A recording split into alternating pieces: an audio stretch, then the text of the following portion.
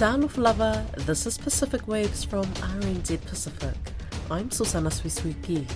Coming up, UN climate talk outcomes disappointing for the Pacific. There will be a lot more faith that's lost by a lot of people across the world. Also, Cook Islands committed to repairing its relationship with Aotearoa. We have attended every scheduled meeting. We have responded to every letter. And we check out how Pacific teams have fared in the draw for next year's Rugby League World Cup. The United Nations Climate Conference has finished with an agreement that does not explicitly mention cutting fossil fuels, but calls to at least triple adaptation finance. One Pacific climate campaigner has called the final outcome weak. Caleb Fotheringham reports.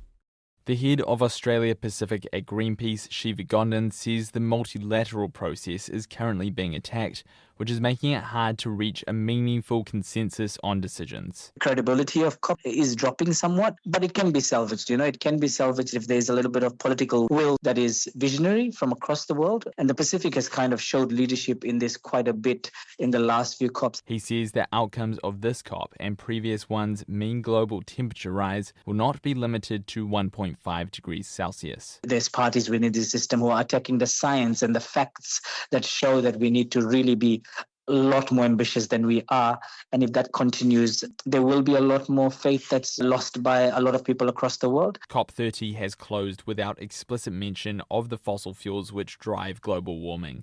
It's despite more than 80 countries pushing to advance previous commitments to transition away from oil, gas and coal. Overall, I think it was extremely weak. You had zero progress around climate finance and the means of implementation.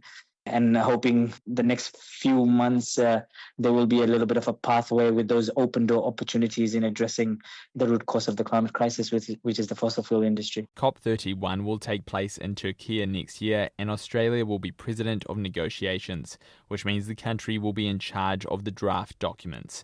A pre-COP will also be hosted in the Pacific. Mr. Gondon hopes the plan will become more clear in the next few months. This is a very complicated situation where you've got a negotiation president that is actually not a host of the presidency, as well as the COP president across the whole year. So all of that stuff still needs to be clear and specified. He says 3 different groupings will need to work together: Turkey, Australia and the Pacific. A jury has found a Samoan employee guilty of the slavery of 2 young people and a string of sexual attacks on one of his victims. Moiaia Tuai has been on trial for the past month on 20 charges. He was slave dealing over 8 years in New Zealand and Australia. We're joined now by RNZ reporter Jill Bonner, who covered the trial. Kia ora, Jill. This trial obviously heard some harrowing evidence. What did the jury decide happened? Hello, Kia ora. Yes, well, they unanimously found Moiaia Tuai guilty of the slavery charges after a month-long trial. He's 63 years old. As you say, he was found guilty on 2 charges of dealing in slaves. He was also found guilty of 2 rapes and 8 charges of indecent assault, 6 charges of sexual violation by unlawful connection and assault. He denied all the charges. The jury did clear him of 1 assault. The judge, Justice Wilkinson Smith, remanded him in custody until February, when he'll be sentenced. The maximum sentence for slavery is 14 years and 20 years for rape. And usually in this case, in New Zealand, you can be prosecuted for slavery happens in other countries. So in this example, he was convicted of carrying out slavery in Australia as well as in Auckland. So what did the prosecution say happened? So the charges related to a young man and a young woman who Tuai enslaved over different time periods from 2016 until last year. The High Court in Auckland was told he treated them as if they were his property. Suppression orders obviously covered several aspects of the case so that the victims couldn't be identified, but he put them to work, restricted their movements, their communications, controlled their money. He paid them very little for their work and threatened them both with deportation if they spoke out. The Crown said Tuai was forced one to take take out a $7,000 loan, and that the other was coerced into standing guarantor for a second loan, which was defaulted on by the borrower, made the young man responsible for paying that back as well. He kept their passports, bank cards and wages, and he didn't allow them to talk to each other. What did the slavery involve? So the judge summed up both sides of the cases at the end of the trial. She said that prosecutors alleged Mr. Tuai's actions were the very definition of slavery, that he'd been exercising rights of ownership over them. The definition of slavery being, restricting freedom of movement, where a person can go, who they can spend time with, who they can even contact and talk to, that he used threatened violence, or actually used violence for breaching rules, retained income, denied access to money, threatened consequences such as deportation in order to, make them do what he wanted them to do, and restricted access to education to maintain control. She said that all of those things can be used to control a person in a way that is tantamount to possession. The prosecution said Tuai had indeed treated them as possessions and wanted rid of them once they ran away, and that he punished both victims physically for perceived bad behaviour, that they weren't allowed to talk to other people. In the case of the young woman, not even allowed to attend a daytime social event at work, for example. She said that in this summing up of the case, she said that the victim said that after sexually assaulting her, Tuai threatened to kill her if she told anyone. The young man said when he found out in Melbourne he was going to be a father, that Tuai insisted he and his partner remain in Australia to have the child so he could get a government benefit from the baby's birth. All up, the prosecution say Tuai took more than $78,000 from one victim's wages alone. And what about the defence? What do they say happened? So they'd brought witnesses, including Tuai's relatives, who said that the young people were treated well and no one saw any suggestion of violence or labour or sexual exploitation. One worker at a lodge run by Tuai's sister-in-law said the young man, for example, didn't work 50 or 60-hour weeks in Auckland as had been alleged, but the prosecution had a photo of the victim with that witness where they were both wearing high-vis jackets at the worksite. And so the prosecutor, Chris Howard, had asked the carpenter, the witness, Suli Toilolo, whether his version of events rang true. That version of events was that the victim only came there to play basketball with friends. And in another telling moment of the trial, the prosecution asked Moai Tuai to confirm each of the 57 days in a row that the second victim had worked as a teenager at a different workplace.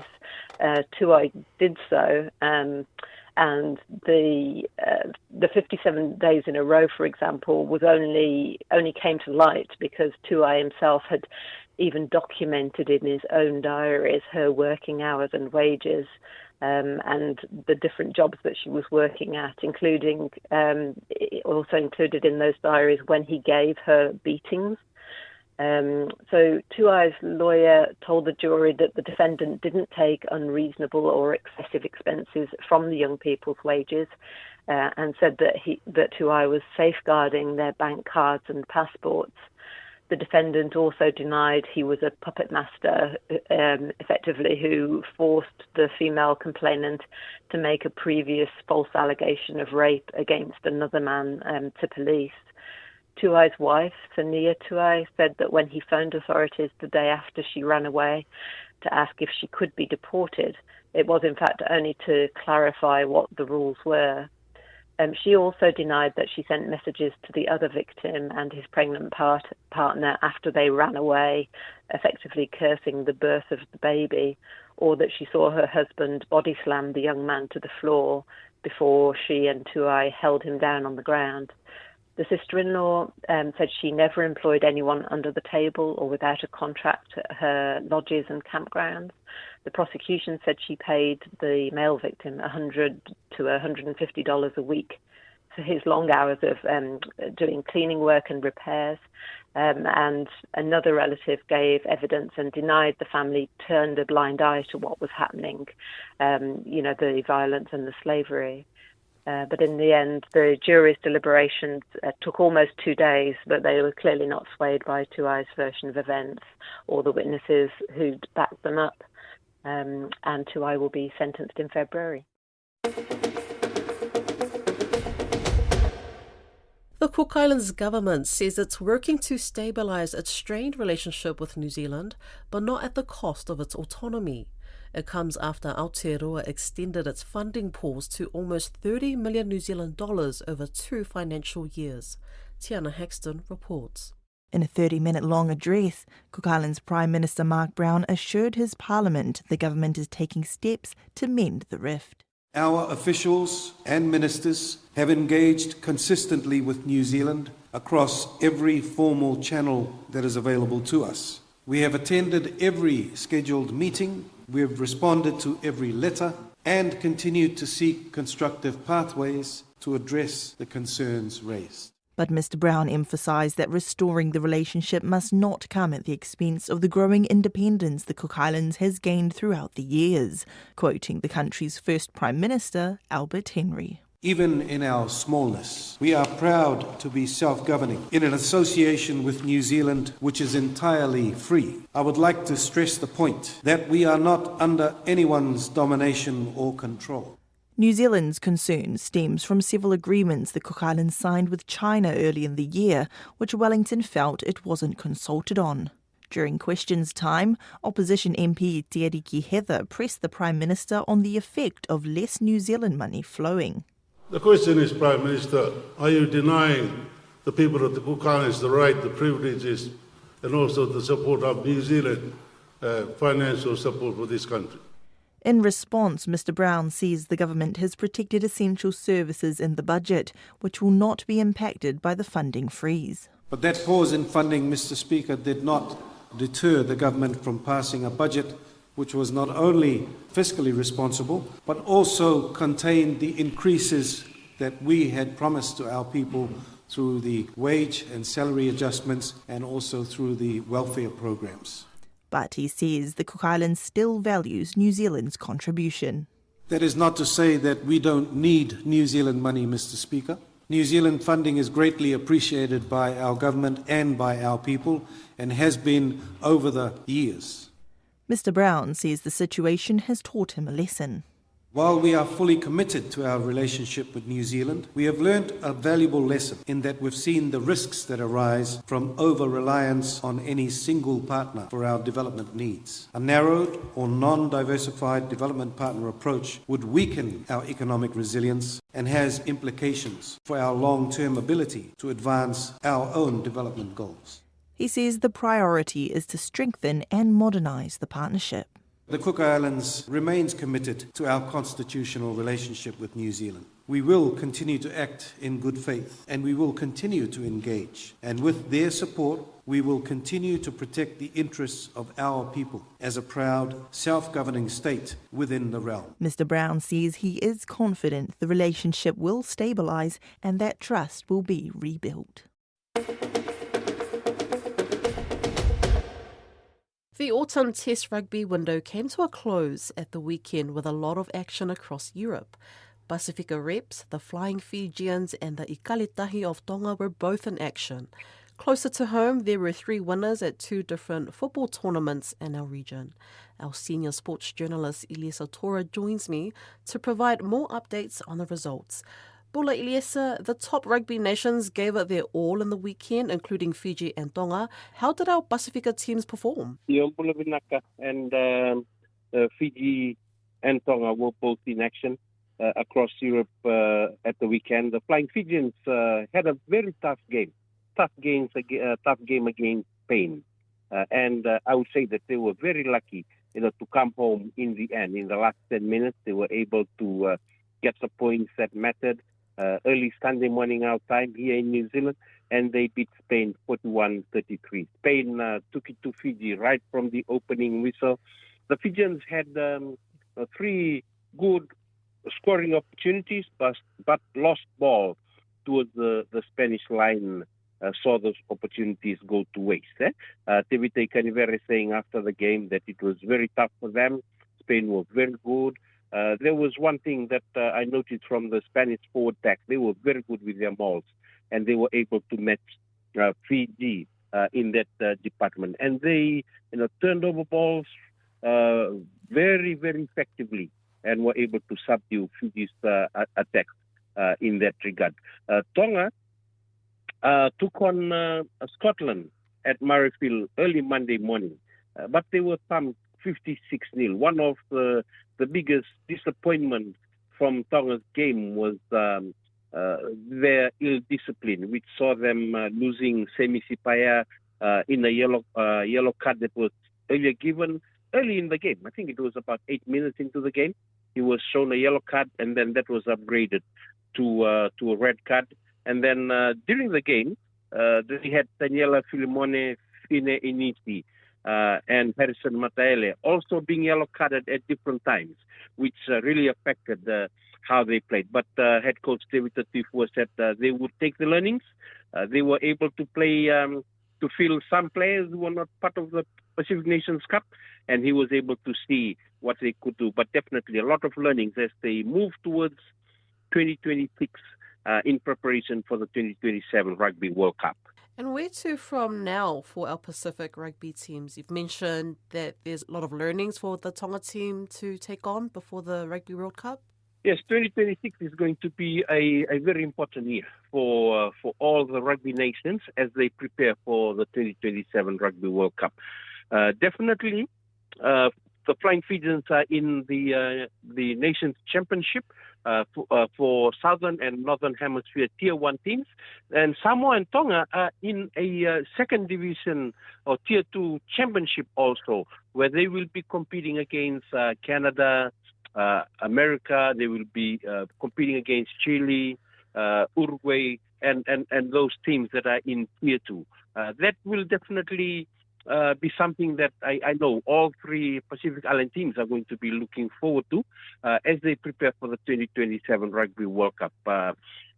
Both Tonga and Samoa have indicated that they are happy with the new competition format that they've been given, which means that there will be no Pacific Nations Cup next year, but that will return the following year, the year of the Rugby World Cup in 2027. So, moving ahead, in preparation for the World Cup in Australia, 2026 is going to be very important for all three teams.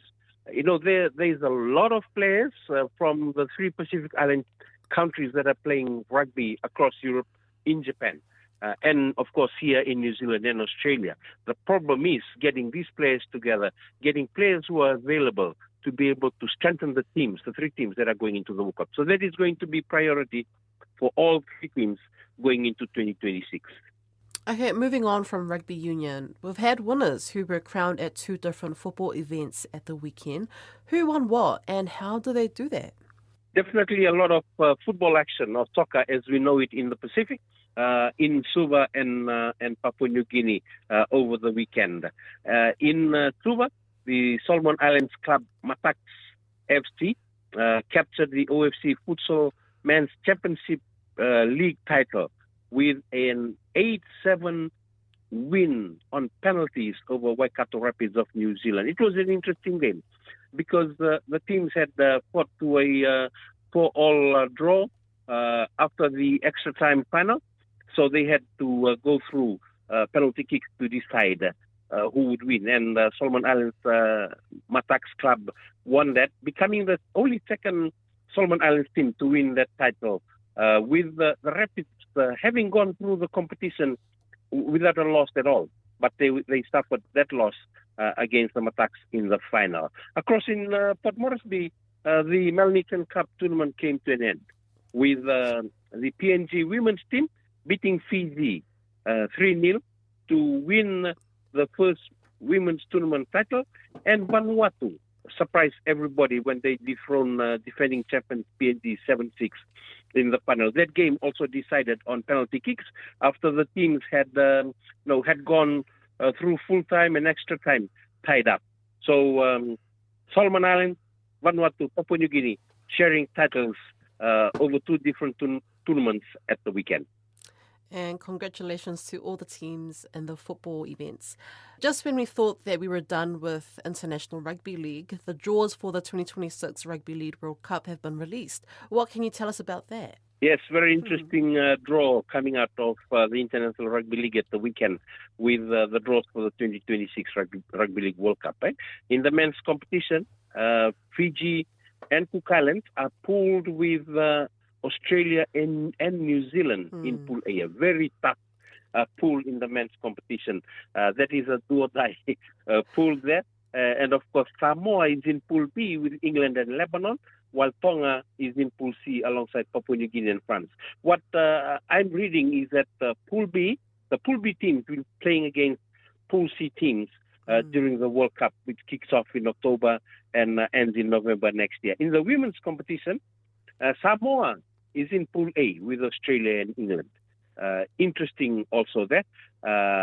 Australia, England, Wales, and Samoa in Pool A, and Fiji, the only other Pacific team at the World Cup in the women's competition, is in Pool B with New Zealand, Papua New Guinea, and France. So the way it looks, all our Pacific teams will have to start performing from the opening game, and hopefully if they want to qualify for the semifinals, they would have to be winning from game 1. So interesting. And I'm sure a lot of rugby league fans will be looking forward to that. And of course, the Pacific Islands diaspora in Australia and also the Papua New Guinea fans will be looking forward to the tournaments that will be played across Australia and Papua New Guinea from October 2026. That's Pacific Waves for today. Tomorrow, by Yumi Story for Lom, Solomon Islands Pidgin Language Week. For all episodes, head over to rnz.co.nz/Pacific. We're also on Spotify, Apple and iHeartRadio. From myself and the RNZ Pacific team, Lukiem Yufala next time more.